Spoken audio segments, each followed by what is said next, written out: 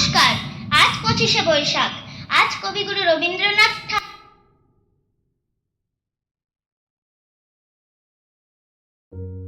ঠাকুরের জন্মদিন। সেই উপলক্ষে আমার একটি ছোট্ট নিবেদন, পুতুল ভাঙা।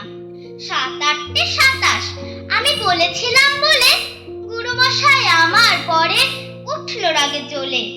মাগো তুমি 5 পয়সায় এবার রথের দিনে সেই যে রঙিন পুতুল খানি আপনি দিলে কিনে।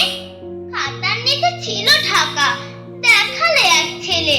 গুরুমশাই রেগে মেগে ভেঙে দিলেন ফেলে। বললেন তোর দিন রাত্রি কেবল যত খেলা, একটু তোর মন বসে না পড়াশোনার বেলা। মাগো আমি জানাই কাউকে, মূর্তি গুরু আছে, আমি যদি নালিশ করি এক্ষুনি তার কাছে।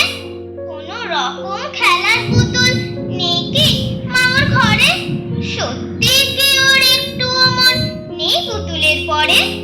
সকাল সাঁঝে তাদের নিয়ে করতে গিয়ে খেলা, কোনো পড়াই করেননি কি কোনো রকম হেলা? ওর যদি সেই পুতুল নিয়ে ভাঙেন কেহ রাগে, বল দেখি মা ওর মনে তা কেমন তর লাগে। ধন্যবাদ।